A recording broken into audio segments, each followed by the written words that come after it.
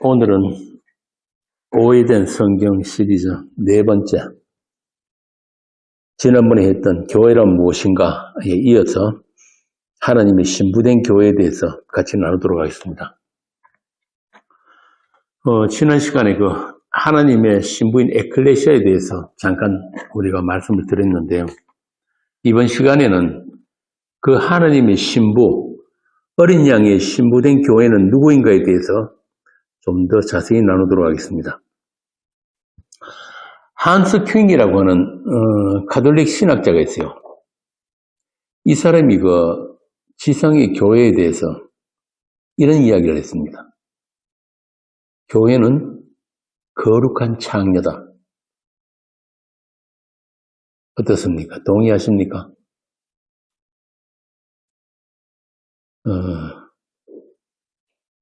성도들의 모임인 교회가 거룩한 창녀다. 이걸 실감하는 사람들이 교회란 말이에요. 교회는 용서받은 죄인들의 모임입니다. 죄인들인데 앞에 하나가 붙었죠. 용서받은 죄인들의 모임입니다. 예수님의 십자가의 대속, 그 언약의 피 흘림이 아니면 영원한 심판에 들어갈 전적 타락의 죄인이라는 것을 평생토록 폭로당하는 자들이 모임이 교회인 거예요. 바꾸어 말하자면 예수님의 그 십자가의 은혜의 그 절대성, 그 필연성을 고백하고 찬송하는 사람들의 모임이 교회란 말이에요. 그러니까 어떤 사람들이 그 은혜만 꼭 붙들겠습니까?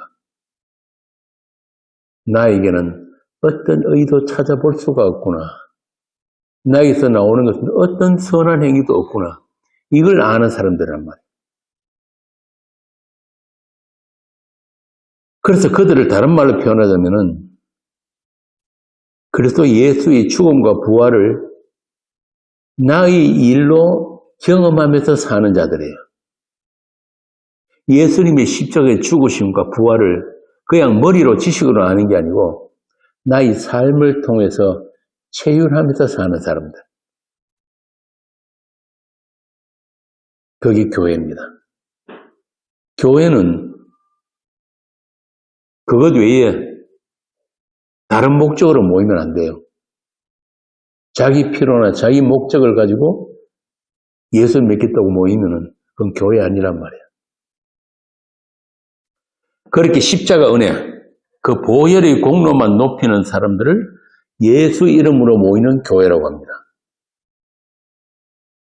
그 피로 인해서, 그 언약의 피로 인해서 세상과의 경계선을 가진 거룩한 교회. 교회로 모이는 사람들이 세상 사람들보다 더 착하고 깨끗해서 거룩한 교회라고 하는 게 아니에요. 우리 흔히 성회로 모인다 그러잖아요. 그게 그 말이거든요. 오직 그리스도 예수의 피뿌림이 있기 때문에 거룩한 교회란 말입니다. 한스 큉이 말대로 거룩한 창녀들의 모임. 우리의 죄사함은 우리가 정결케 되면 오직 피에 있기 때문에, 다른 말로 하자면 성도는 그리스도의 피로 빤 옷을 입은 자들이기 때문에 하나님께서 그 피를 보시고 깨끗하다, 온전하다고 여겨주시는 거예요. 그게 세상과의 차이입니다. 그리고 그 옷, 피로 빤 흰 세마포 옷, 다시 말하면 신부의 예복으로 인해서 그들만 십자가의 죽음과 부활을 살아내야 되는 거예요.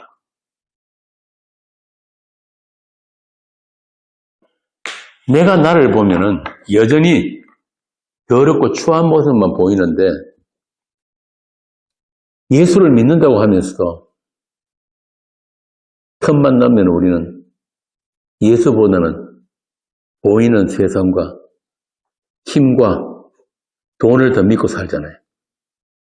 그렇게 자기 사랑, 자기 영광을 위해서 살아가고 있단 말이에요. 그렇게 세상과 간음하면서 살아가는 그런 장녀 고멜들인데, 그런 우리를 하나님이 사랑하셨다니까요. 그런데 그 사랑이 어느 정도 사랑을 하셨냐 하면은, 우리가 아니면 하나님 되지 않기로 하셨어요. 제 말이 아니고 성경에 있는 말이에요. 하나님이 스스로 충만치 않기로 하셨단 말이에요. 한번 볼까요? 에베소서 1장 23절.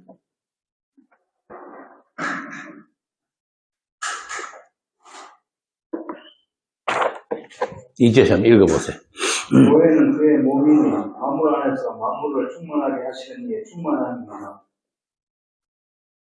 만물을 충만하게 하시는 이의 그의 충만이다. 교회는 그의 몸이다. 예수 그리스도의 몸이에요. 성경에서 말하는 교회는 그 하나밖에 없단 말이에요. 예수 그리스도의 몸으로서 교회. 대한예수교회 장로회, 감리교회 이런 거 없습니다. 예수 그리스도의 몸으로서 교회.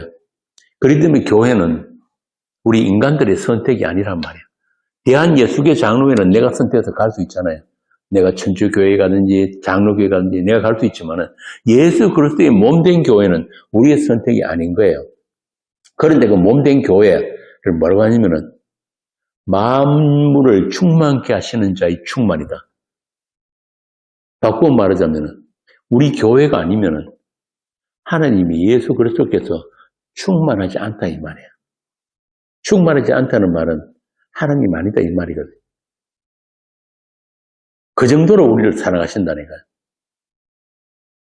교회는 하나님에게 있어서 그만큼 중요하고 엄청난 존재예요. 여러분 자신을 그런 존재라고 알아야 된단 말이에요. 하나님 자신을 들여서 온전케 하실 정도로 여러분은 다 하나님을 받은 사람들이에요. 여러분들을 위해서 하나님이 자기 몸을 드렸다니까요. 그 드려진 하나님이 예비하신 그 한 몸, 그 한 몸 안에서 여러분들이 함께 하나님께 드려진 거예요.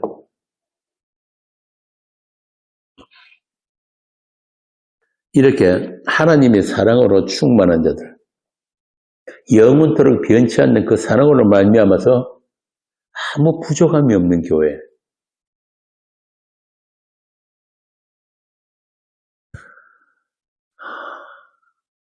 교회가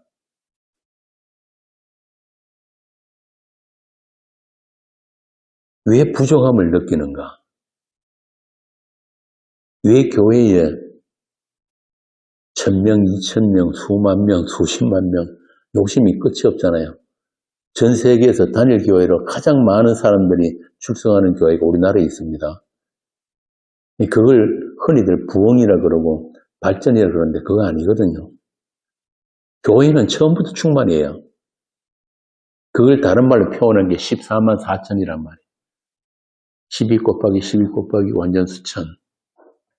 교회는 처음부터 충만한 거예요. 그리고 그 교회는 인간들이 어떤 조직이나 인간들이 어떤 선택과 상관없이 그 교인, 하나님의 성도 한 사람 한 사람을 하나님이 직접 관리하고 계신 거예요. 그 성도 한 사람 한 사람이 아프리카에 있든 아시아에 있든 유럽에 있든 우리나라에 있든 그들만 교회예요.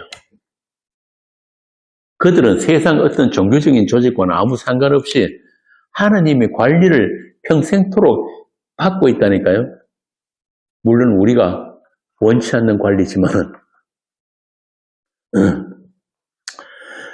그래서 이 성경은 전부 다 그 하나님의 사랑의 이야기예요. 그 하나님이 어떤 하나님이신가? 그 하나님의 사랑이 어떻게 여러분에게 나타났는지에 관한 이야기가 이 성경이란 말이에요. 사랑의 역사예요. 성경은 하나님의 신부로 완성되어 있는 여러분들의 이야기예요. 이 성경이 바로 여러분의 이야기라는 것을 알아야지 이 성경이 생명책이 되고 또 여러분과 여러분의 신랑 되신 그 하나님과의 사랑의 이야기, 아가가 된단 말이에요. 아가. 그런데 그렇게 보지 못하면 이 책은 전부 다 행위의 책이 돼버려요. 율법의 책, 행위의 책이 된단 말이에요. 그러면 이 성경으로 말미암아 잘못 읽는 그 사람은 심판을 받게 되는 거예요. 제가 묻겠습니다. 사랑하는 사람 사이에는 법이 있습니까? 없습니까? 서로 지켜야 되는 법이 있나요? 없나요? 법이 없어요. 부모 자식 간에 법이 없잖아요. 그죠? 서로 감추고 부끄러워하는 것도 없어요. 창세기 2장에 보면은 아담과 그의 아내가 벌거벗었으나 부끄러워하지 않더라 그런단 말이에요. 옷이 필요 없어요. 왜? 아담과 하와는 하나님과 다른 개체가 아니기 때문에 하나이기 때문에.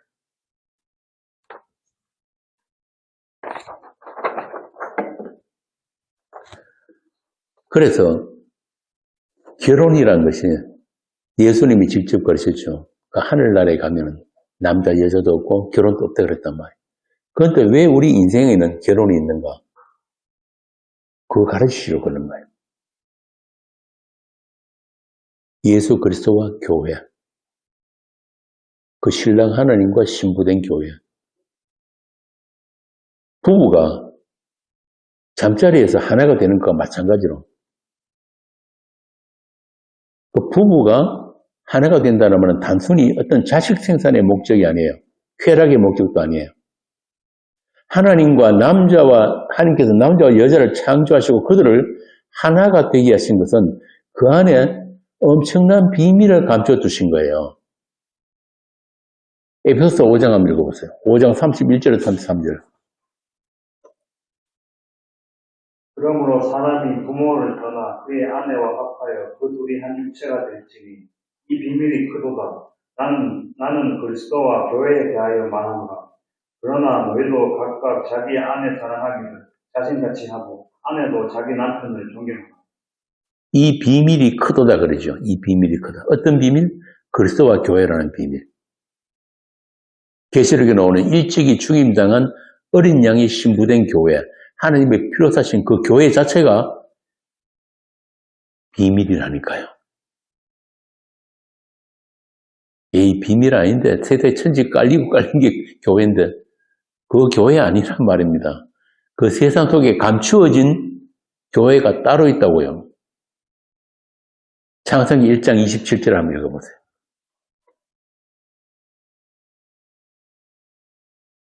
하나님이 자기 형상 곧 하나님의 형상대로 사람을 창조하시되 남자와 여자를 창조하시고 하나님이 자기 형상 곧 하나님의 형상대로 사람을 창조하시되 남자와 여자를 창조하셨다. 이런 말씀을 그냥 흘려들어버리면은 이 말씀 안에 담겨 있는 그 창조의 진리, 창조의 사랑을 우리가 놓치게 되는 거예요. 하나님의 창조에 담겨 있는 그 귀한 사랑을 우리가 누리지 못하게 된단 말이에요. 자세히 한번 보세요. 하나님께서 자기 형상이라고 하시고 다시 하나님의 형상이라고 반복해서 말씀을 하십니다. 이건 뭐냐면 자신이 지으신 그 인간이 어떤 존재인지를 우리에게 강조하시는 그런 말씀이에요. 하나님의 형상이 담겨있는 신적인 존재로서 인간이다. 그리고 사람을 창조하셨다고 했을 때 이 사람은 단수예요. 단수인데 그것도 남성 단수예요. 하아담 남성 단수인데 그래놓고 뭐라고 하시냐면 그게 남자와 여자다 이런단 말이에요. 이 남자와 여자가 합쳐져 가지고 하나의 사람이다 이런 뜻이거든요. 그러니까 하나님께서 아담을 창조하실 때부터 이미 아담 안에 누가 있다는 거예요? 여자 하와가 있는 거예요. 그리고 그 아담과 하와가 하나의 몸으로서 하나님의 형상인 사람이 완성된다. 이 안에 벌써 복음이 들어있단 말이에요. 복음이. 결론부터 말씀드리면은 하나님이 자기 형상으로 지으신 사람은 반드시 예수 그리스도 안에서 예수 그리스도와 연합될 때만 사람이라고 그러는 거예요. 그 예수, 그 신랑 모르면은 사람 아니에요. 세상 신랑 남편 그 이야기하는 거 아닙니다. 인간은 반드시 하느님이 정하신 한 분, 그 예수 그리스도, 다른 말로 주라고 합니다. 아도나이. 그분을 알고 그분과 하나가 되었을 때, 연합되었을 때, 그걸 사람이라고 하는 거예요. 사람. 다른 말로 하면 교회입니다. 그래서 이 하나님이 지으신 이 아담으로부터 끄집어낸 그 여자는 반드시 그 아담, 그 남자의 죽음으로 완성되는 여자라는 것을 아담과 하와의 창조 기사에서부터 우리에게 보여주고 계신 거예요. 뒤에 보면은 하나님께서 아담이 독처하는 것이 좋지 아니하니, 독처한다면 혼자서 하는 것이 좋지 아니하니 내가 그를 위해 돕는 배필을 지으리라. 이 창세기 2장 18절이거든요. 여기서 독처하는 것이 좋지 않다는 말이 창세기 1장에 계속해서 나오는 말씀 있죠. 뭡니까? 하나님이 보시기에 좋았더라 하는 그 반대말이에요. 이게 보시기에 좋지 않더라. 그러니까 아담은 반드시 하와와 결합됨으로써 그게 하나님이 보시기에 좋은 창조의 완성이란 말이에요. 그런 뜻이에요. 이게 바로 뭐냐면은 우리가 아까 읽었던 에베소서에 나오는 그 충만이에요. 그리스도의 몸으로서의 충만. 자, 그런데 창세기 2장 18절에 방금 제가 말씀드린 그 2장 18절에 문제가 있어요. 어떤 문제입니까? 아담이 독처하는 것이 좋지 않으니 내가 그를 위해 돕는 배필을 지으리라. 뭐 좀 이상한 거 없습니까? 그러니까 성경을 그냥 대충 읽으면 안 되는 거예요. 성경은 단어 하나에 전체 다가 들어있고 한 구절이 또 전체 다를 설명하고 있는 거거든요. 그래서 성경 자체가 비밀이란 말이에요. 분명히 돕는 배필을 지으시겠다 하셨는데 정말 하와가 아담을 돕는 배필입니까? 돕는 배필 맞아요. 선악과 누가 먼저 따먹었어요? 하와가 먼저 먹었잖아요. 그리고 그 선악을 아담에게 먹으라고 준 게 하와예요. 이 돕는 배필이에요.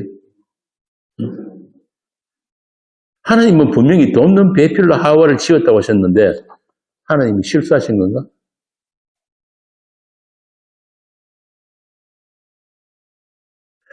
이 성경은 누구 말대로 면도칼 하나 들어갈 만큼 틈이 없어요. 완벽한 하나님의 말씀 진리란 말이에요.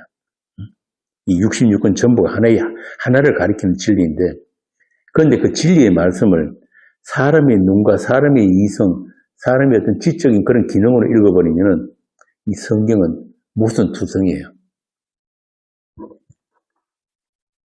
그래서 이 성경 말씀은 교회에게만 주신 거란 말이에요. 성도들에게만. 교회만 읽을 수 있는 말씀이에요. 어떻게 읽습니까? 무엇을 읽는다? 예수 그리스도로 읽는다. 그래서 세상의 이 성경을 보면은 전부 다 모든 투성인데 방금 말씀드린 이 본문부터 한 장만 딱 넘기면은 창세기 2장에서 3장으로 한 장만 넘기면은 바로 앞뒤가 안 맞는 내용들이 막 나온단 말이에요. 하나님이 돕는 배필로 지으신 그 하와로 인해 가지고 아담이 선악과를 먹고 죽게 되니까. 그리고 정령 죽으리라 이거 하나님의 저주를 품고 이 아담과 하와는 에덴에서 쫓겨납니다. 이 선악과로 인해서. 이게 돕는 배필 맞습니까? 왼수지. 얼마 전에 제가 거래소에 어떤 사람 명함을 받았는데 명함에 그 이름이 2개가 올라와 있어요. 참 특이하게. 이 부부가 같은 명함을 쓰더라고요. 두 사람 이름이 같이 적혀 있는데 그 옆에 뭐라고 적어 놓은지 아세요? 평생 왼수라고 적어. 참, 이런 명함도 처음 봤어. 부부 이름까지 올려놔고 옆에 평생명수.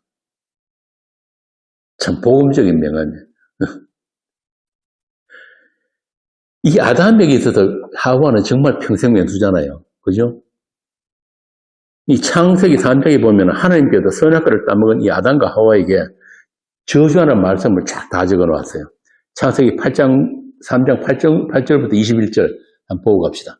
그들이 그날 아담이 볼 때 동산에 거미시면 여호와 하나님의 소리를 듣고 아담과 그의 아내가 여호와 하나님의 낯을 피하여 동산나무 사이에 숨은지라 여호와 하나님이 아담을 부르시며 그에게 이르시되 내가 어디 있느냐 이르되 내가 동산에서 하나님의 소리를 듣고 내가 벗었으므로 두려워하여 숨었나이다.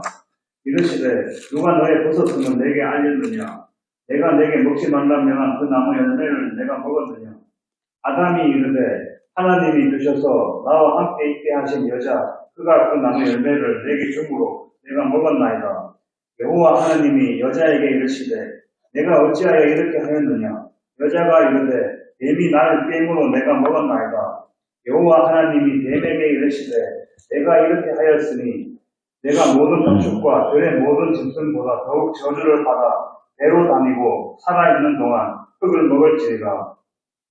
내가 너로 여자와 원수가 되게 하고 내 후손도 여자의 후손과 원수가 되게 하리니 여자의 후손은 내 머리를 상하게 할 것이요 너는 그의 발꿈치를 상하게 할 것이니라 하시고 또 여자에게 이르시되 내가 내게 임신하는 고통을 크게 더하리니 내가 수고하고 자식을 낳을 것이며 너는 남편을 원하고 남편은 너를 다스릴 것이니라 하시고 아담에게 이르시되 내가 내 아내의 말을 듣고 내가 내게 먹지 말라 한 나무의 열매를 먹었은즉 땅은 너로 말미암아 저주를 받고 너는 내 평생에 수고하여야 그 소산을 먹으리라. 땅이 내게 가시던 굴과 엉겅퀴를 낼 것이라. 내가 먹을 것은 밭의 채소인즉 내가 흙으로 돌아갈 때까지 얼굴에 땀을 흘려야 먹을 것을 먹으리니 내가 그것에서 치함을 입었으니라. 너는 흙이니 흙으로 돌아갈 것이니라 하시니라. 아담이 그의 아내의 이름을 하와라 불렀으니 그는 모든 산자의 어머니가 되리더라. 여호와 하나님이 아담과 그의 아내를 위하여 가죽옷을 지어 입히시니라. 방금 읽은 이 말씀 안에 성경이 다 들어있어요. 이게 복음이란 말이에요. 흔히 3장 15절 이걸 원시 복음이라고 하는데 앞에 보니까 그들이 눈이 밝아져 자기들이 벗은 줄을 알고 무화과 나무 잎을 엮어 치마로 삼았더라. 그전에는 그럼 자기들이 벗었다는 걸 몰랐다는 이야기잖아요. 선악과를 따먹고 먹지 말라는 그 선악과를 먹고 나니까 자기 벗은 것이 드러나더라. 그리고 치마를 해 입었다. 이 이야기거든. 그럼 결국 자기들이 해 입은 이 치마를 하나님이 벗겨버리고 가죽 치마로 입혀주신단 말이에요. 그리고 에덴 밖으로 쫓아내버렸다. 이게 이제 인류의 시작입니다. 인류의 역사의 시작이에요. 자, 그런데 재밌는 게 내가 벗었으므로 두려워하여 숨었나이다. 이때부터 두려움이란 게 생겨버렸어요. 두려움. 그죠?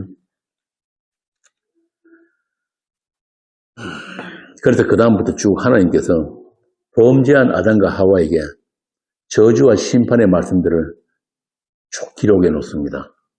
그리고 뱀에게도 역시 똑같은 하나님의 저주가 주어지죠. 그런데 이 말씀들을 얼핏 보면은 하나님의 저주와 심판의 말씀으로 들리는데 이 말씀 안에는 너무도 귀한 복음이 담겨 있단 말이에요.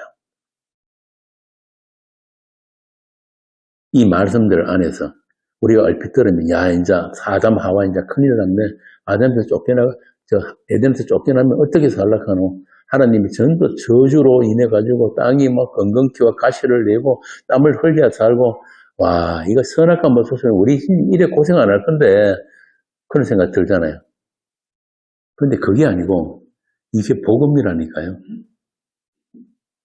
바꾸고 말하면 반드시 하와는 뱀의 유혹으로 선악과를 따먹고 또 하와가 준 그 선악과를 아담은 반드시 먹어야 되는 거예요. 먹고 하나님이 입혀주신 가죽 치마, 가죽 옷을 입고 에덴 밖으로 쫓겨나서 그때부터 인류의 역사가 계속 진행이 돼야 되는 거예요. 제가 지금 이 강론 처음 할 때 이 모든 성경이 하나님의 사랑의 이야기라고 그랬습니다. 그리고 그 사랑이 부어져서 살아난 우리 이야기라고 그랬죠. 본래 존재도 아닌 것들을 하나님과 같은 존재가 되게 하시는 하나님의 그 창조 이야기, 하나님의 새 창조, 그 사랑으로 충만한 그 하나님이 일하신, 하나님의 하나님 되신 이 아담과 하와는 그 하나님을 배우기 위해서 세상 밖으로 쫓겨났단 말이에요. 그래서 우리에게 교회에 주신 이 성경은 전부 아담과 하와의 이야기인 동시에 하나님이 창조하신 그 아담과 하나님이 정하신 한 분, 예수 그리스도, 그 관계에 관한 이야기. 그러니까 아담은 오실 그리스도를 미리 앞당겨서 보여주신 아담이고, 그리고 그 갈비로부터, 옆구리로부터 끄집어낸 이 하와, 범죄한 하와, 뱀의 말과 결합되어서 선악과를 따먹고 남편까지 죽게 한 그 하와, 이 하와가 바로 우리 교회의 이야기인 거예요. 그래서 바꾸어 말하자면 예수 그리스도와 예수 그리스도의 신부된 교회의 이야기. 그래서 성경 시작인 창세기부터 마지막 요한계시록까지 전부 다 하나님께서 그 이야기를 기록해 주신 거예요.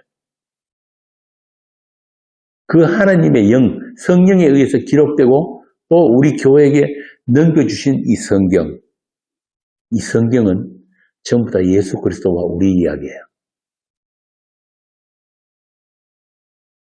그래서 이 성경은 성령을 받은 사도에 의해서 다시 그 뜻이, 그 진리가, 진의가 해석되어진 것이 바로 여기 27권의 신약 성경인 것입니다.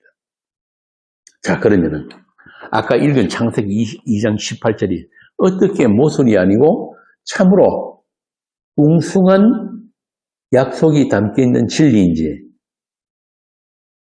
이 내용을 신약의 사도가 풀어서 해석해 놓은 게 로마서 5장이에요. 로마서 5장 12절 한번 봅시다.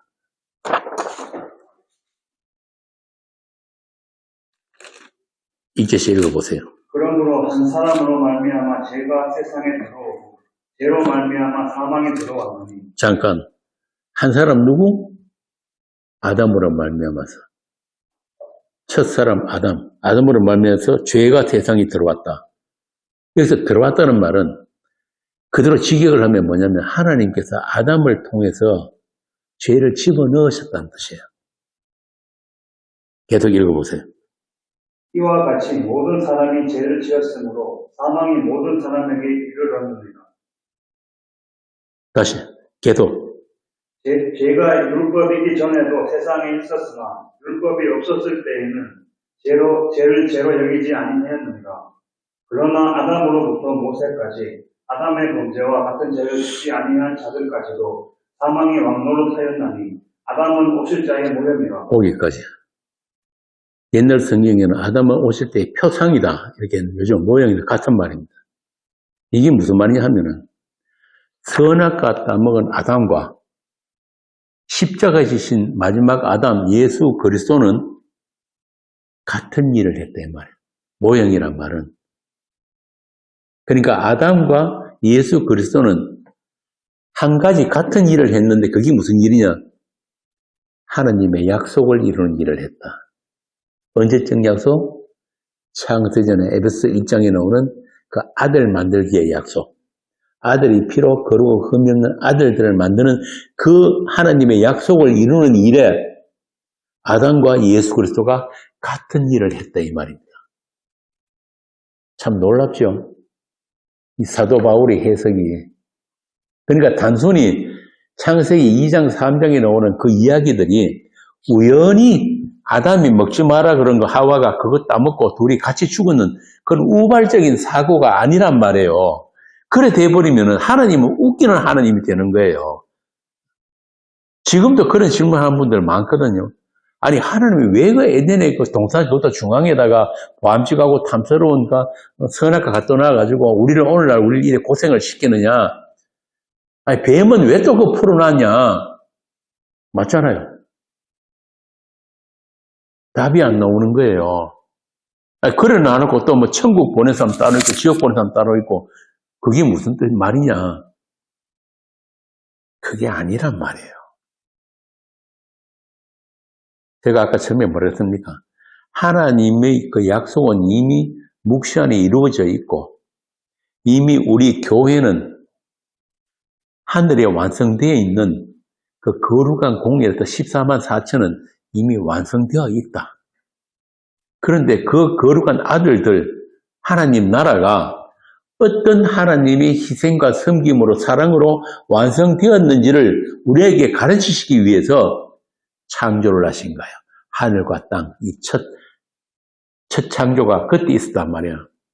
그래서 첫 사람 아담으로부터 시작해서 오실 예수 그리스도까지 그 모든 긴 역사 동안에 우리 그걸 전부 다 담아가지고 오늘 우리 교회에 성경 한 권으로 넘겨주신 거야. 그 하나님에 대해서 알라고. 그래서 예수님 요한복음 보면 그러잖아요. 영생이 무엇입니까? 그러니까 유일하신 하나님과 그의 보내신 자 예수를 아는 것이다. 아는 거예요. 여기서 안다는 말은 어떤 뜻이냐면 그냥 머리로 공부해서 안다는 게 아니고 부부가 한 몸이 되어서 아는 그 그 은밀하고 비밀한 그 그걸 야다. 히노스코라고 그러거든요, 원어로. 그 그러니까 이거는 우리가 열심히 공부하고 열심히 교회 다니고 학습하고 훈련해서 알아지는 그런 암이 아니란 말이에요. 그분에 대해서 찾아진 자들만 그분과의 사귐을 통해서 그 은밀한 사랑을 통해서만 알게 되는 그 알미란 말이에요.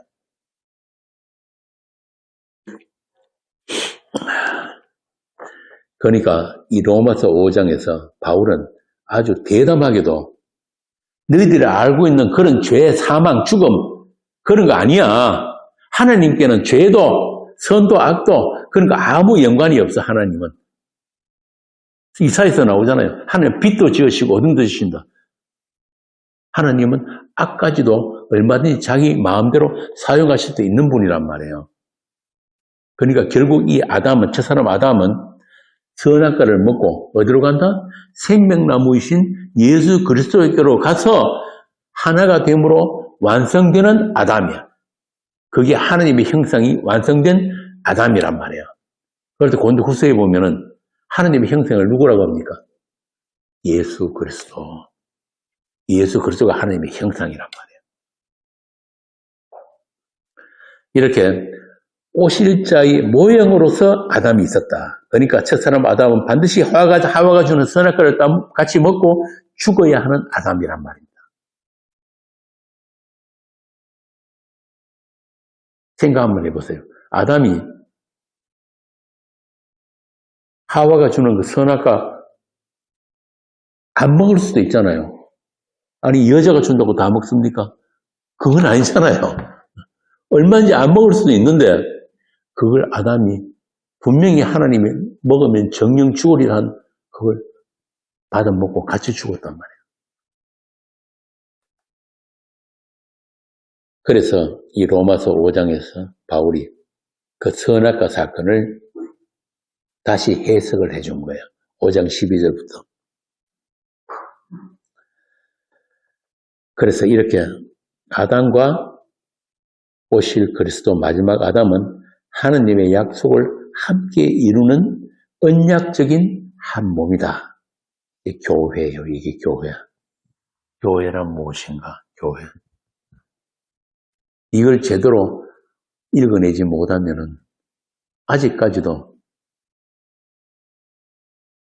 신학적인 그런 의문이 풀리지 않아가지고 그래서 만들어낸 말이 자유의지라는 거예요. 자유의지.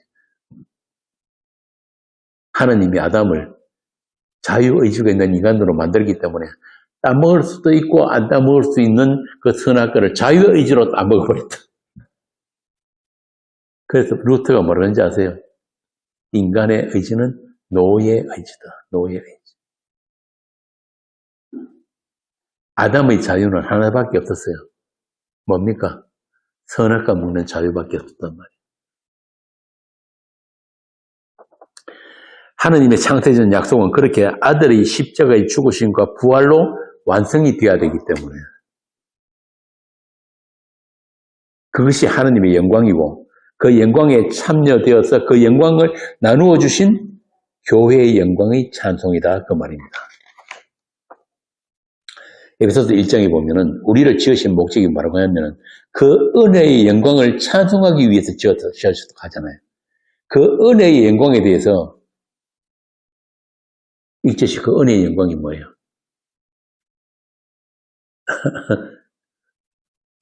그냥 영광도 아니에요. 은혜의 영광. 그 은혜의 영광을 요한복음 17장에 설명해 놨어요. 예수님이. 요한복음 17장 22절, 23절 읽어보세요. 1절부터 한번 읽어보세요. 1절 한번 읽고 17장 1절. 예수께서 이 말씀을 하시고 눈을 들어 하늘을 우러러 이르시되 아버지여 때가 이르렀사오니 아들을 영화롭게 하사 아들로 아버지를 영화롭게 하게 하옵소서. 22절도 읽어보세요. 내게 주신 영광을 내가 그들에게 주었사오니 이는 우리가 하나가 된 것 같이 그들도 하나가 되게 하려 함이니이다. 때가 이르렀습니다. 때가 이르렀사오니 이 아들을 영화롭게 해서 아들로 아버지를 영화롭게 하옵소서. 어떤 때예요? 이제 십자가 지실 때가 되었단 말이에요. 그런데 그 십자가를 지는 걸 뭐라고 하냐면 영화롭게 한다. 내가 영화롭게 되고 또 아버지를 영화롭게 하는 일이다. 말이 잘 안 맞잖아요. 그죠? 십자가에 못 박혀 죽는 것이 예수님을 영화롭게 하는 것이고 또한 하나님을 영화롭게 하는 것이다. 왜 그럴까요? 왜? 약속. 영원히 있을 때 하나님의 약속이 이루어지기 때문에 이게 영화고 영광이에요. 우리가 알고 있는 그런 다 버리시라는 이제는 사전적인 그런 의미를 자꾸 털어내야 돼요. 그런데 22절에 보니까 내게 주신 그 영광을 내가 그들에게 주어서 누구에게 줬다는 거예요? 교회에게 주었사오니 이는 우리가 하나 된 것 같이 그들도 하나 되게 하려 함이라. 이 하나됨, 하나. 그래서 하나님의 숫자는 하나밖에 없어요. 하나면 다른 숫자가 필요가 없단 말이에요. 이 그리스도 예수, 십자가 친 예수와 교회가 하나 되는 것, 이게 하나님께 영광이라니까요. 뭐 2천억짜리 예배당 치가 바치고 뭐 서울을 하나님께 드리고 그런 헛소리 하지 말고 성경에서 말하는 하나님께 영광은 딱 하나예요.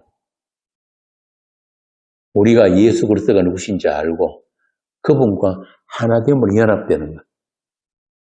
그런데 그 하나됨은 어떤 식으로 하나 되는 거예요?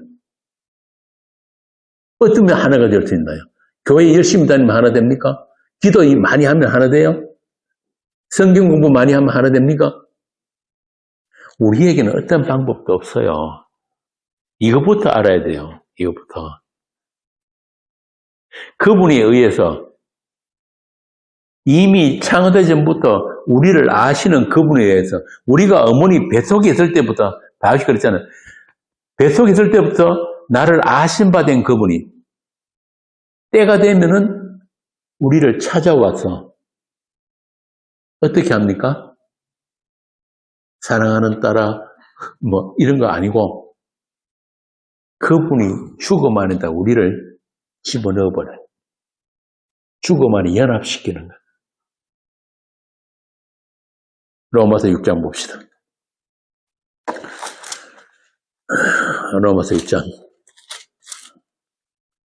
5절. 만일 우리가 그의 죽으심과 같은 모양으로 연합한 자가 되었으면 또한 그의 부활 같은 모양으로 연합한 자도 되리라. 우리가 요청하지도 않았고 우리가 해달라 소리도 안 했는데 그분의 죽음 안에 우리를 연합해서 그분의 죽음을 우리에게 나누어 주심으로 해서 그분의 생명도 우리에게 나누어 주게 된 거야. 일이 이미 창세전에 죽임당한 어린 양 안에서 이미 이루어진 거예요. 그것을 묵시라고 합니다. 이미 그 일이 이루어졌는데 그 일을 이 창조의 세계 안에서 우리가 이해되고 우리가 볼 수 있고 우리가 만질 수 있는 그런 약속으로 실행하기 위해서 말씀이 약속이 육신이 되어서 이 땅에 오신 거란 말이에요. 요한복음 1장 우리 전에 했던 그거란 말입니다. 그래서 그분이 때가 참에 이 땅에 오셔가지고 하나님의 약속을 온전히 다 이루신 걸 가지고 영화롭게 했다. 그렇게 표현을 한 거예요. 그래서 바울이 그렇게 예수를 핍박하고 예수 믿는 사람들을 잡아 죽였던 그 바울이 갈라디아서 2장에서 뭐라 하냐면은 내가 그리스도와 함께 십자가에 못 박혔나니 그런단 말이에요. 그 십자가 근처도 안 갔는데 바울은 알아버린 거예요. 삼층천에서 가보니까 이미 내가 창세 전에 그리스도의 어린 양의 죽음 안에 있더라. 내가 그 죽음 안에서 내가 그 죽음이 나누어지고 그 생명이 나누어진 그런 존재, 그게 있음이에요. 본래 없으면 우리가 그런 하나님적인 있음이 되기 위해서는 반드시 우리는 할 게 아무것도 없으니까 없으면 우리가 뭘 할 수 있는 게 없잖아요. 하나님 혼자 계획하시고 혼자 실행하셔가지고 그것들을 우리에게 그냥 선물로 담아주신 것. 이것을 은혜의 영광이라고 하는 거예요. 은혜의 영광. 바울은 알았던 거예요. 이미 묵시 안에 완성되어 있는 그 교회라는 존재. 이걸 알아버렸단 말이에요.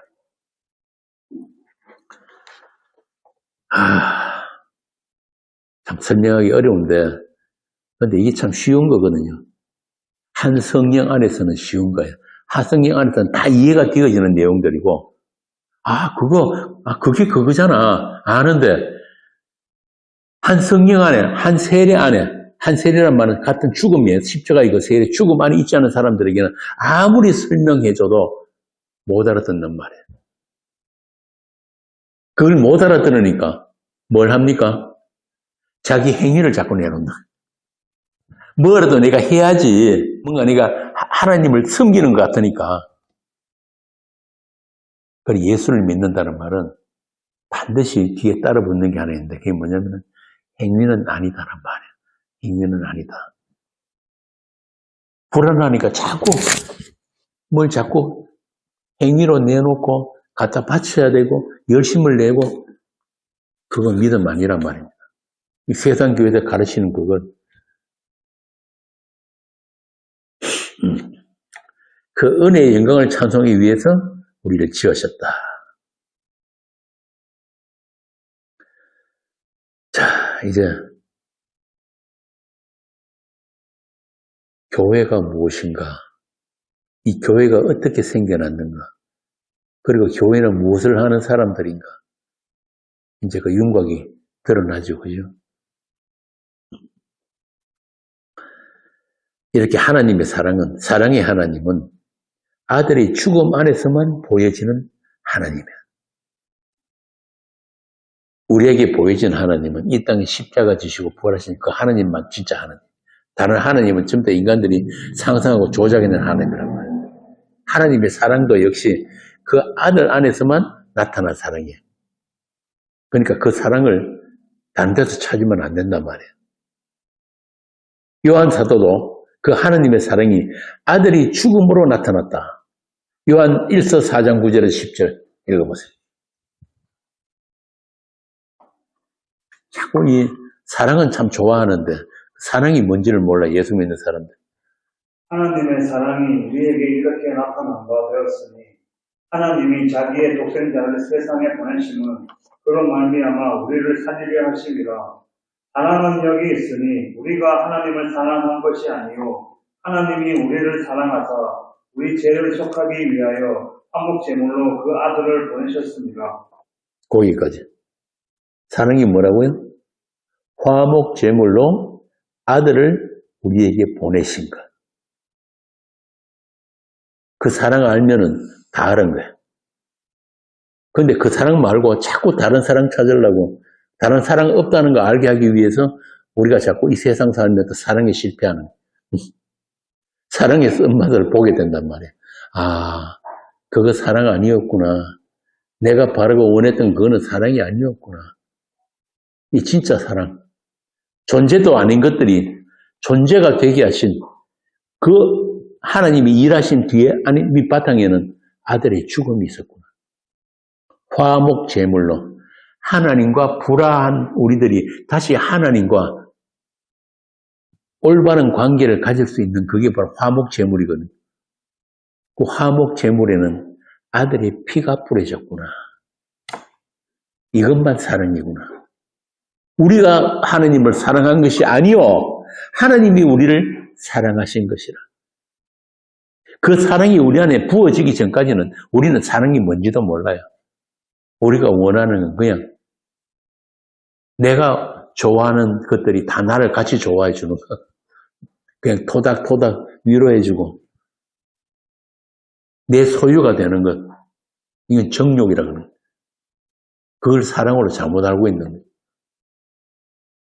그게 내 맘대로 내 뜻대로 안 되면 나는 사랑에 실패했다. 세상이 나를 버렸다. 그런 거 아니란 말이에요. 화목 제물로 드려진 예수 안에 하나님의 사랑과 하나님의 영광이 나타났다. 그것 말고 다른 사랑, 다른 영광 없다. 그런데도 세상 교회들은 그 사랑을 모르기 때문에, 아니 그걸 애써 외면하기 때문에 자꾸 다른 사랑, 다른 영광 찾는단 말이에요. 예수를 알고 예수만 있으면은 그걸 아무 부정함이 없는 거예요.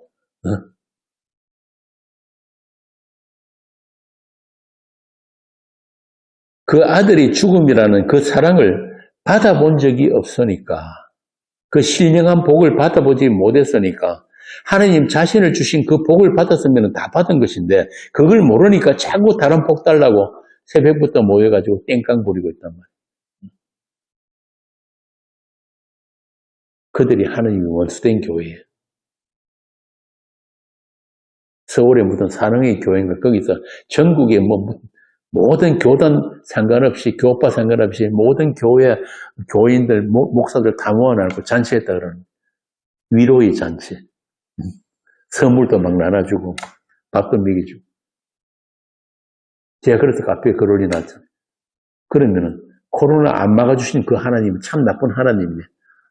왜 그 사람들, 착한 사람들 고생시키고 말이야. 개척교회 교인들 다 떨어지게 만들고. 도대체가 하나님을 모르니까 하나님의 원수된 짓밖에 할 게 없어요. 세상 교회들이. 십자가의 원수. 모이면 모일수록 십자가의 그 은혜와 사랑을 못 오가는 짓만 하고 있는 사람들. 그 종교인들. 그들 향해서 사도 바울이 뭐라는지 아세요? 너희 신은 배요. 너희 영광은 부끄러움에 있고 벌거벗었다는 뜻이에요. 그리스도로 옷을 입지 못했으니 땅의 일을 생각하는 자랑. 내가 눈물을 흘리면서 말하노니 많은 사람들이 그리스도의 십자가의 원수로 행하느니라.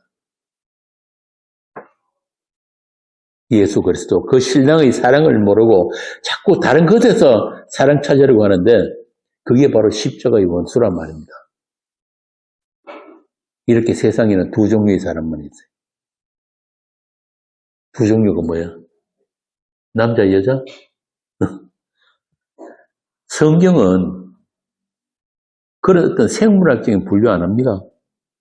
성경에서 말하는 남자는 하나밖에 없어요. 누구? 예수만 남자예요. 예수만. 씨를 가진 남자. 생명을 줄 수 있는 그 남자. 다른 건 남자 아니에요. 딱 두 종류 사람만 있는데 누구냐? 성도와 성도 아닌 자. 거룩함을 입은 자와 입지 못한 자. 진리의 사랑을 받은 자와 받지 못한 자. 은혜 아래 있는 자와 하나님의 진노 아래 있는 자. 하나님의 신부된 교회와 그 교회를 위해서 이 어둠의 세상으로 배치된 어둠의 자식들.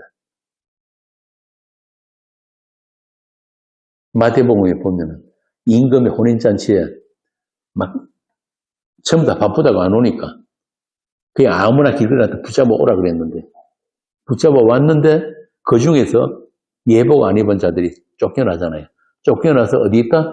어두운 데서 이를 갈고 있을 것이다. 그게 어둠이 자식들이에요. 그런데 사실 실제로 보면은 그 어둠의 자식들이, 그 진노의 그릇들이 겉으로 보기엔 더 잘 살고 더 행복해 보인단 말이에요. 그들은 예수라는 신랑이 없어도 그 사랑을 몰라도 아무 부족한 게 없이 잘 살아가고 있는데, 진짜 성도들은 이 세상을 어떻게 살고 있나? 과부로 사는 거예요. 고아와 과부로, 신랑 없는 자로, 부모 없는 자로.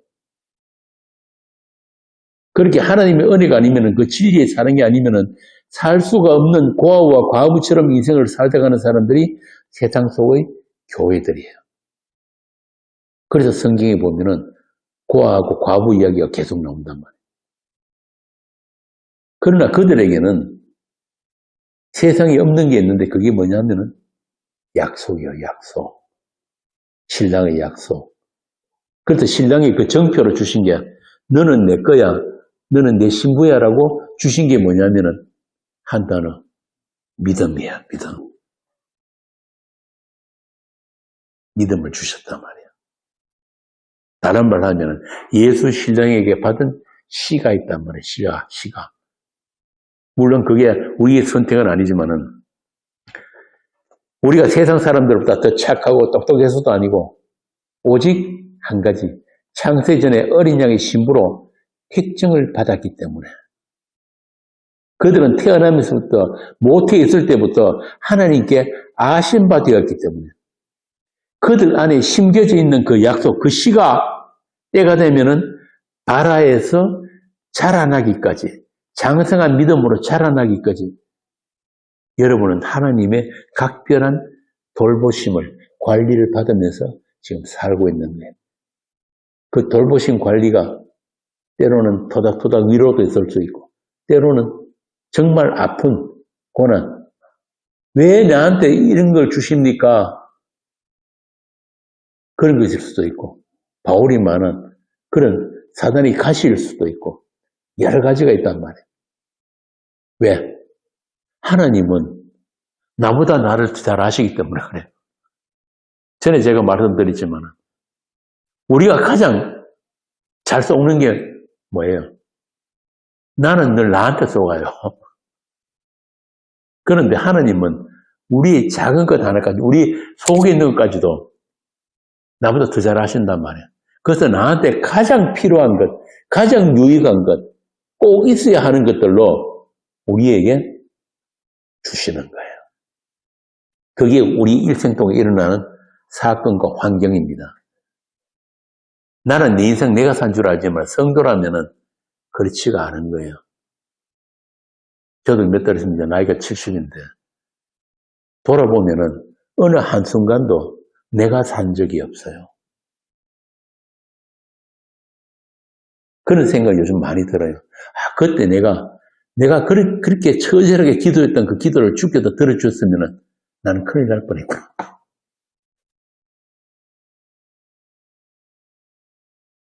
그분은, 우리 주가 되신 그분은 자기 목적대로만 우리를 끌고 가시는 거예요. 그러니까 우리 인생이 아프단 말이에요. 그냥 울미불미 끌려가는 거예요. 우리 안에 심겨져 있는 그 약속 때문에. 그 베세메스의 소처럼 전나는 그 암소가 수레에 뭘 싣고 갑니까? 하나님의 언약궤를, 언약궤. 그래서 그 새끼를 띄워놓고 그 하나님의 언약궤로 인해서 그냥 그 목적지로 가는 거예요. 거기서 어떻게 됩니까? 성경을 안 읽으니까 많아.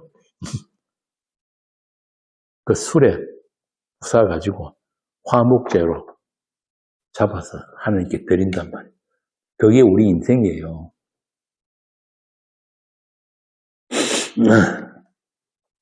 그런 각별한 돌보심을 받으면서 살아가는 사람들이 교회입니다. 그 언약의 피가 날마다 우리 인생에 재생되도록 그 십자가가 재생되는 그러한 돌보심.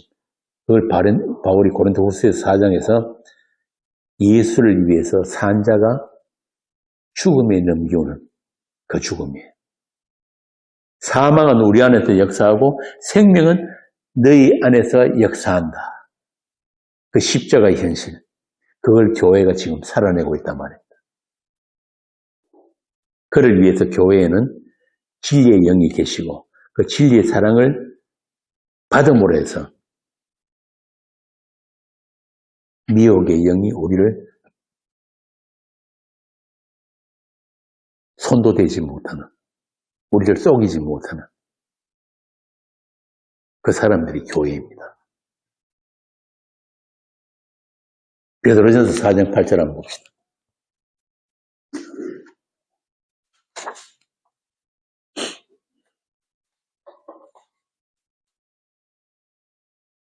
무엇보다도 뜨겁게 서로 사랑할지니 사랑은 허다한 죄를 덮느니라.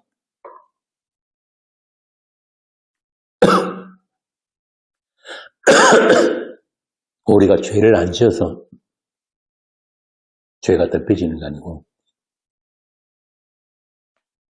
하느님의 사랑이 우리를 덮고 있기 때문에.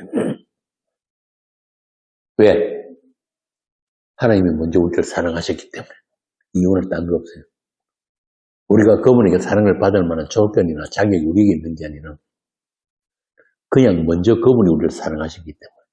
그리고 그 사랑을 한다는 증거로 우리에게 신부된 예복을 입혀주신단 말이에요. 예복을 입혀주신 것. 그게 사랑을 입혀주신 거예요. 그래서 세상적 교회는 언제라도 그 미혹의 영이 역사하고 있고 그 악한 영과의 전투가 있는 교회입니다. 왜? 이미 확정되고 완료된 그 묵시의 현실을 우리가 이 세상 속에서도 체감하고 누려보라고. 그래서 전투하는 교회. 그러나 그런 싸움도 역시 하나님의 성도를 위해서 필요하기 때문에 그리스도의 십자가의 승리를 확인하는 전투이기 때문에 주께서 자기 몸된 교회에게 그런 싸움을 허락하신 거예요.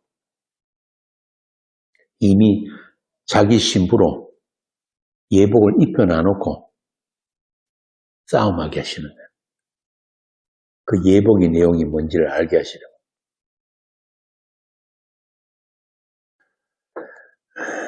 그 반대편에 누가 있느냐?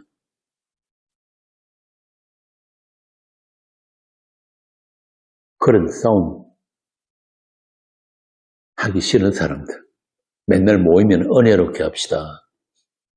평화 찾고 평강 찾는 사람. 그런데 하나님의 그 교회에는 하나님께서 자기 사랑을 가르치시려고 그 사랑의 크기와 높이와 깊이와 넓이를 가르치시기 위해 가지고 자기 그 교회를 복음의 군사로 하나님이 전쟁터로 밀어내버리는 거예요. 그리고는 에베소서 6장에 보니까 하나님께서 친히 그 전투 장비들을 다 입혀주신단 말이에요. 이번 15일날 양평 모임에서 제목이 전투하는 교회. 전투하는 교회. 그럼 그 전투에서 우리 보고 하나님이 입혀주신 그 전투 장비들 전신갑주 입고 맨날 승리합니까? 왜 우리를 전투 장비 다 전신갑주 입혀가지고 그런 전쟁터를 내보내는 거예요? 왜 악한 영과의 전투를 하게 만드는 거예요? 뭐 하라고? 잘 죽으라고. 그 전투에서 죽으라는 말이에요. 막 해가지고 막 신나게 싸워가지고 세상 교회도 가르치는 거지. 세상 높은 고지에 올라가고 예수 안 믿는 놈들 전부 다 발로 짓밟고 그런 승리가 아니고 예수 그리스도의 약하심으로 십자가에 못 박히신 그 예수의 승리에 참여되라고 잘 죽으라고 그 싸움 시킨단 말이에요. 여러분, 악한 영과의 싸움에서 여러분 이겨본 적 있습니까? 우리는 대부분 져요. 대부분 실패해요. 내가 진짜 예수 믿는 인간 맞나? 이거 내가 하나님을 아는 인간 맞나 싶을 정도로 계속 실패를 반복하는 게 그게 우리 성도의 신앙생활이란 말입니다. 그러면 우리는 어떻게 하겠어요? 나같이 이렇게 무능하고 약하고 이 게으르고 형편없는 이 인간도 하나님이 사랑하셨구나. 나는 예수님의 그 은혜가 아니면 안 되는 인간 맞구나. 그래서 예수님이 피를 흘리셨구나. 그게 십자가 은혜의 필연성이란 거예요.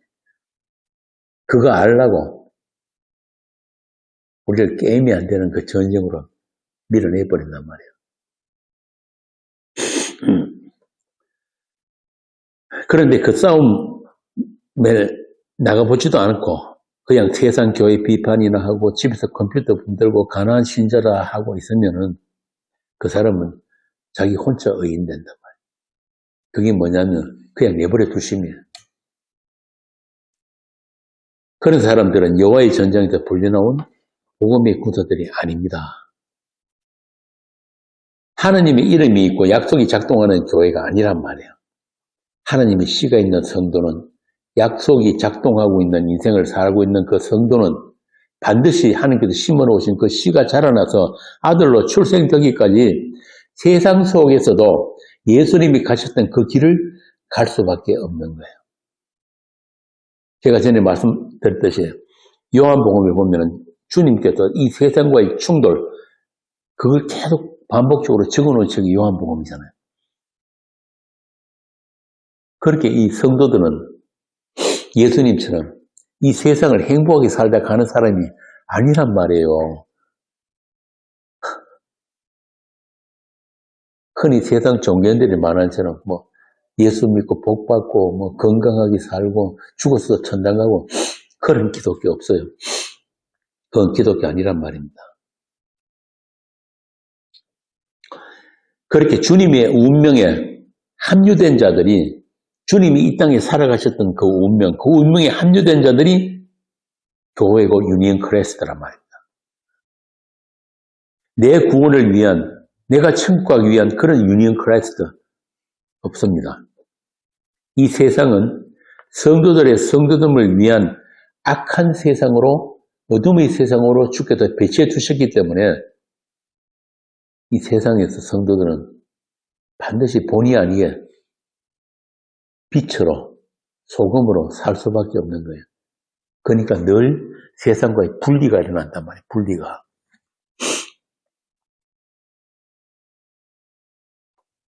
여러분들이 있는 곳마다 여러분들이 복음을 나누어 줄 때마다 이 세상은 어둠으로, 악으로 드러나는 게 정상이에요. 그러면 이 세상이 여러분들을 좋아한다, 싫어한다? 당연히 싫어하죠.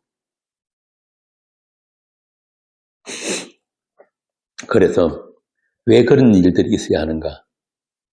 하나님의 사랑이 무엇인지를 사랑 없는 이 세상 속에서 피로 충분한 만큼 배우고 가라고. 그러라고 아직 세상이 있는 거예요. 이 악한 세대가 있는 게 다 여러분들을 위해서 있는 거예요. 이제 마지막 성도 한 사람 목이 베어지면은 이 세상은 끝납니다. 하늘이 큰 소리로 떠나가고 모든 물질이 다 풀어지고 불살라지고 없단 말이에요. 그러면 그 없는 세상에 여러분들이 새하늘과 새 땅 하나님 나라로 다시 내려온다 그러잖아요. 계시록에. 예수님과 함께 내려온단 말이에요. 그렇기 때문에 여러분들은 세상을 통과하면서 이 세상이 아닌 하늘의 그것, 눈에 보이는 것이 아닌 보이지 않는 그것을 소망하라고 이 세상이 아직 있는 것입니다. 계시록 19장 한번 봅시다. 이 세상의 역할이 무엇인지 잘 나와 있으니까 계시록 19장 1절부터 8절 읽어보세요. 이일 후에 내가 들으니 하늘에 허다한 무리의 큰 음성 같은 것이 있어 이르되 할렐루야. 구원과 영광과 능력이 우리 하나님께 있도다. 그의 심판은 참되고 어려운지라. 은혜로 땅을 더럽게 한 큰 음녀를 심판하사 자기 종들의 피를 그 음녀의 손에 갚으셨도다 하고, 두 번째로 할렐루야 하니 그 연기가 세세토록 올라가더라. 또 24장로와 네 생물이 엎드려 보좌에 앉으신 하나님께 경배하여 이르되 아멘 할렐루야 하니, 보좌에서 음성이 나서 이르시되 하나님의 종들 곧 그를 경외하는 너희들아, 작은 자나 큰 자나 다 우리 하나님께 찬송하라 하더라. 또 내가 들으니 허다한 무리의 음성과도 같고 많은 물소리와도 같고 큰 우레소리와도 같은 소리로 이르되 할렐루야. 주 우리 하나님 곧 전능하신 이가 통치하시도다. 우리가 즐거워하고 크게 기뻐하며 그에게 영광을 돌리세. 어린 양의 본인 기약이 이르렀고 그의 아내가 자신을 준비하였으므로 그에게 빛나고 깨끗한 세마포 옷을 입도록 허락하셨으니 이 세마포 옷은 성도들의 옳은 행실이로다 하더라. 세상 역사가 끝나고 하느님의 언약의 약속이 온전히 이루어지는 것, 그걸 어린 양의 혼인잔치라고 그러는 거예요. 어린 양이 신부에게 입히실 것 빛나고 깨끗한 세마포 옷은 신랑의 피로 빤 흰 옷이에요. 그러니까 여러분들 신부들은 다 그 하나님의 사랑을 입고 있단 말입니다. 그 옷, 그 예복, 그것을 가지고 뭐라고 하냐면은 성도들의 옳은 행실이다. 하나님께서 다 하시고 하나님께서 다 입혀놓으시고 난 뒤에 그게 우리 옳은 행실로 여겨주시는 것. 이게 우리의 구원이에요. 그 옷, 신부의 그 예복, 그 흰 세마포 옷을 입은 사람들은 세상과 다르게 예수 그리스도의 그 피의 공로만 꼭 붙들게 되기 때문에 그걸 가지고 하나님께서 신부의 성도의 옳은 행실이다 그런 거란 말입니다.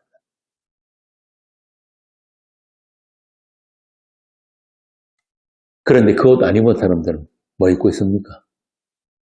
자기가 해보는 자기 종교생활, 자기 열심, 자기 정성, 자기 갖다 바친 것, 그걸로 누덩누덩 막 기어가지고 입고 있는 그 율법이요.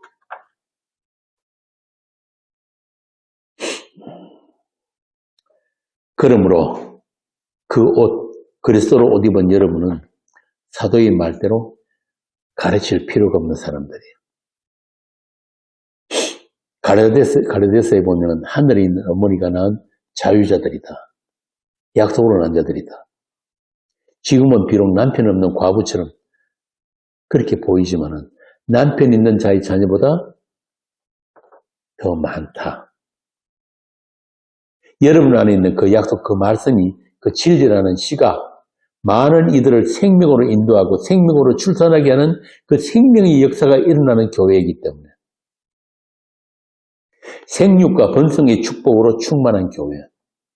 그래서 예수님처럼 여러분도 그 씨 씹는 죽음을 이 세상을 살면서 인생 동안에 경험해야 하는 거예요. 나의 있음, 나의 목숨, 나의 존재, 나의 가치, 나의 자존심, 이런 것들이 본의 아니게 무너져 내리고 털려나가는 그 경험, 그걸 통해서 그 안에 숨겨져 있는 새 생명이 그때그때 잠깐씩 보여지게 된단 말입니다. 그래서 바울이 그러잖아요. 우리 옛사람은 날로 후패하나, 날로 무너져 내리나, 우리 속사람은, 새사람은 날로 새롭도다. 이게 하나님의 새 창조를 우리의 몸으로 살아가고 있는 성도들입니다. 이게 교회의 고백이에요.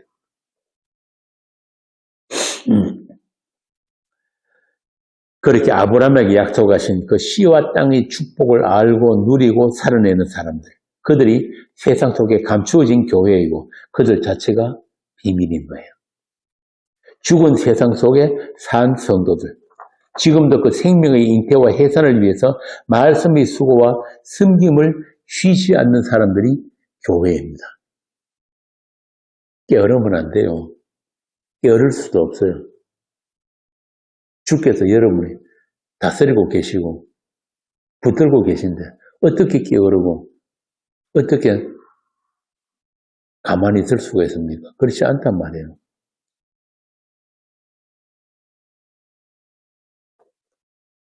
유일한 남자이신 예수 그리스도의 씨를 받았기 때문에 그 씨로 인해서 아들로 출생되기까지 또 신부가 남편을 위해서 단장한 것처럼 거룩한 성 새 예루살렘으로 내려오는 그날까지 저와 여러분은 잠시 이 세상을 통과하고 있는 광야 교회인 것입니다. 그 신랑 예수에 대한 그리움과 기다림을 품고 살아가고 있는 교회예요. 그거 없이 그냥 어느 날 갑자기 닥쳐온 그 죽음 앞에서 나 어떻게 좀 안 죽고 살 수 없을까? 그거 아닌 거예요. 이제 사랑하는 사람을 곧 만나게 되는데 어떻게 이 누더기 같은 이 육신이 있고 더 살고 싶단 말입니까? 이 지옥, 불타고 있는 이 지옥 속에서 더 살고 싶다는 사람은 그 사람은 교회 아닌 거예요. 이 육신을 벗으면은 사마가 문 열어라 그러고 그때부터 진짜 사는 건데 그때부터 삶이 진짜 사는 건데 영생인데 어떻게 죽는 걸 그렇게 두려워하냐고.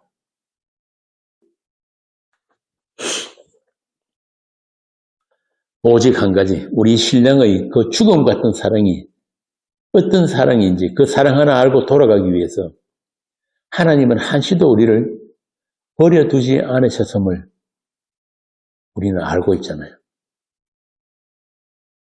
우리가 살아온 어느 한순간도 그 피의 용서와 그 긍휼과 그 사랑으로 덮여있었다는 것을 체험한 여러분들이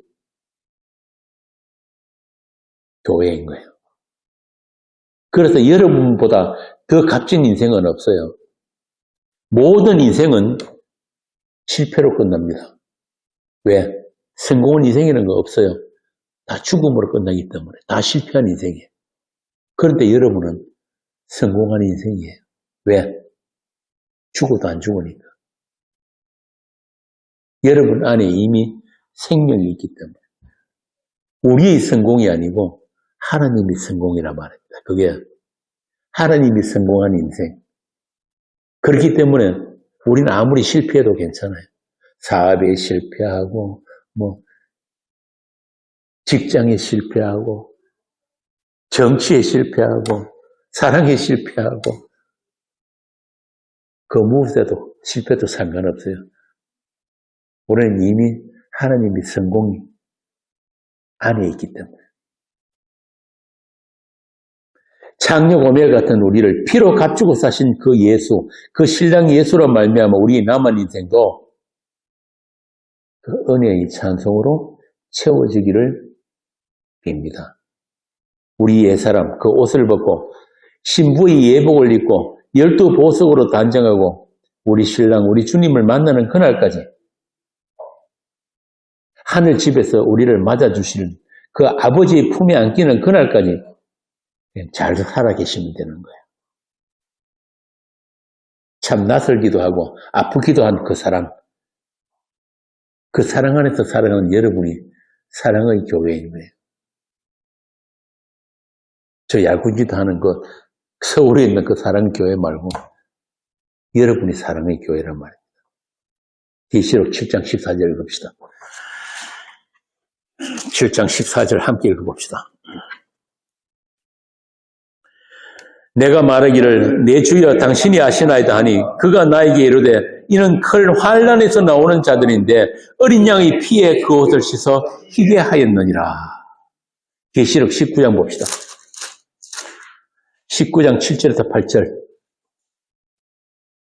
우리가 즐거워하고 크게 기뻐하며 그에게 영광을 돌리세.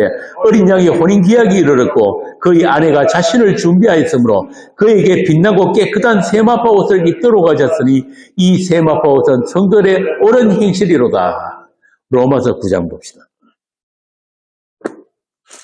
로마서 9장 25절에서 26절. 함께 읽겠습니다. 호세아의 글에도 이르기를 내가 내 백성이 아닌 자를 내 백성이라 사랑하지 아니한 자를 사랑한 자라 부르리라. 너희는 내 백성이 아니라 한 그곳에서 그들이 살아계신 하나님의 아들이라 일컬음을 받으리라 함과 같으니라. 마지막으로 에베소 5장 보겠습니다. 에베소서 5장 31절 32절 같이 읽겠습니다.